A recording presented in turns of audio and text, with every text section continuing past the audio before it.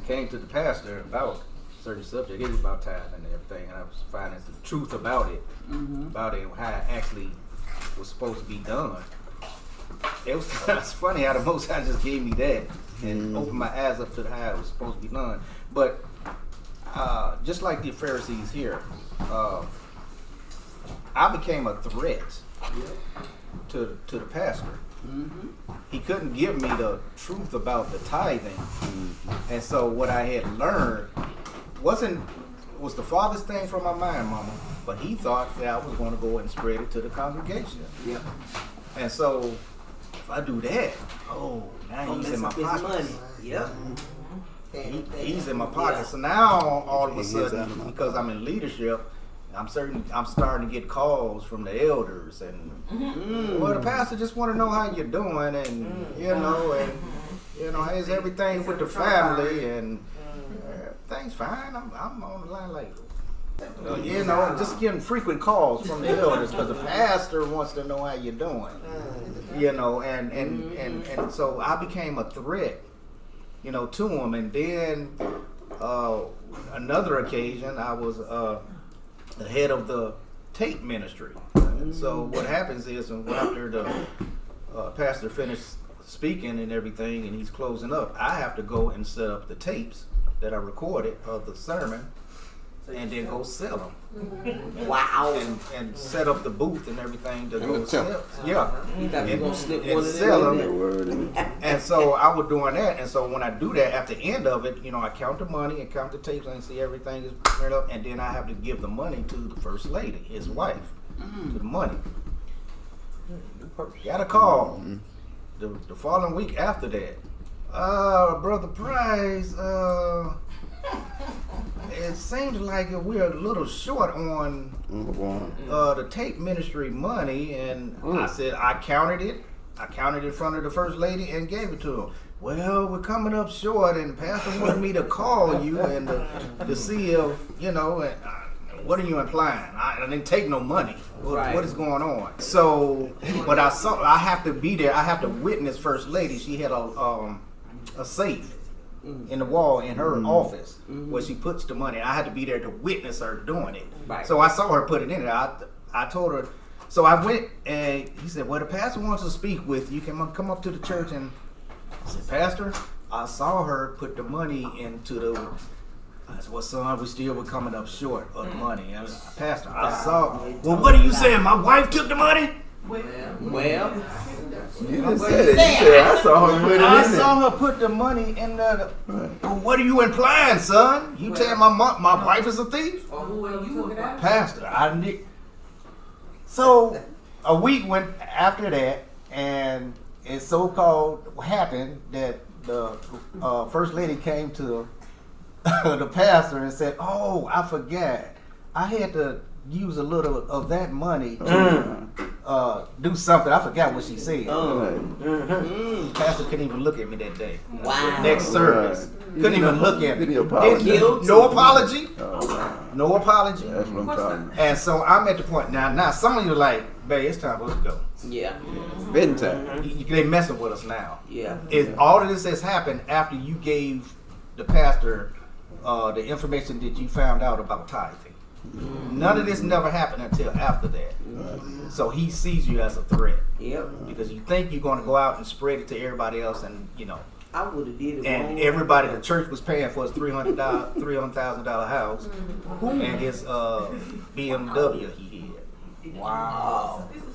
And so yeah, that's a threat. Yeah. So we got to slowly. That's what he was doing, slowly but surely, Getting out. trying to kick us out, or we just leave. So he would have made us. You got to look over his shoulder. He had to make us feel real uncomfortable. Yeah. And Sonya was like, I don't want to go back. I'm like, baby, I understand, but I have to make sure that I'm not out of the will of God. Right. I understand when you feel. So she said, okay, I'm just telling you how I feel. She came with me, but she wasn't there. Right. She was there, but she wasn't there. Right. Yeah. And so, again, I never forget it. It was Easter Sunday. It was Easter Sunday. Certain things happened, and I was doing the tape ministry and selling the tapes, and a guy came out of the the congregation and say, your wife is up there and speaking to the pastor and the first lady, and they were saying some things to her, and my wife was crying, and they thought she was crying because of what they were saying, but she was crying because he saw the fakeness of everything was going on. He did this without me even knowing about it. Wow. So by the time I got up there and I saw what was going on with her, I said, that's it. I said, okay, God, I see. That's it. Yeah. It was time for us to go. Because he was making her upset. Yeah, making her upset, and it was making us feel so uncomfortable. That's what he wanted to do. Yeah. He wanted to do. And so it was Easter Sunday. I'll never forget it. That was our last time there. But I say all this, y'all, because once the Most High start pulling you out of those churches and showing you some truth and everything like that,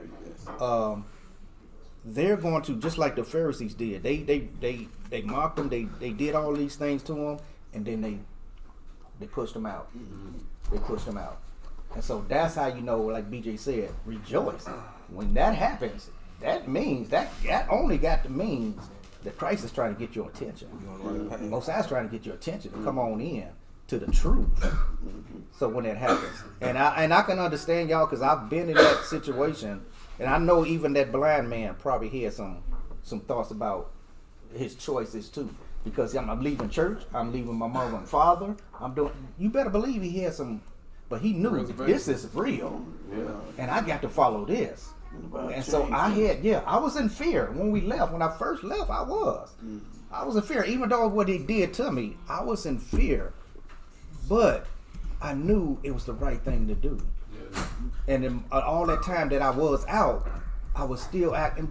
Now you got to remember, all of this was happening. I wasn't in truth yet.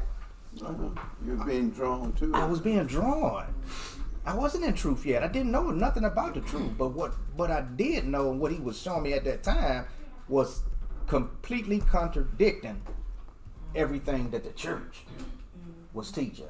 I didn't know what, and that's why I kept asking the Most High. We was in Virginia at this time. I kept asking the Most High, okay, what next? What next?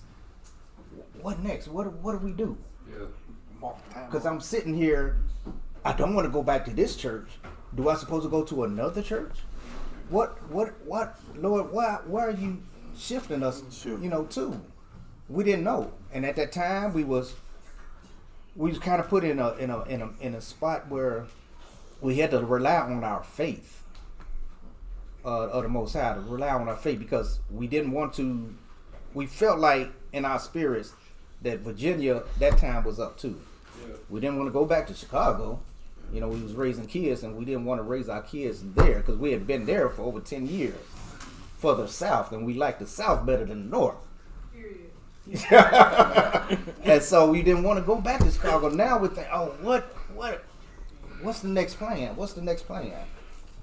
And it was just so happened that my father was in Tennessee at the time. He was back in Tennessee. He was doing some business things with people. And he said, you know how to cut hair? Why don't you go and get your barber's license and open up a shop and come here to Tennessee, to Bolivar, Tennessee. But my father, he was already there. And so, and that's what happened. We ended up, I said, yeah, that's a good idea. So we packed up. We did it by faith.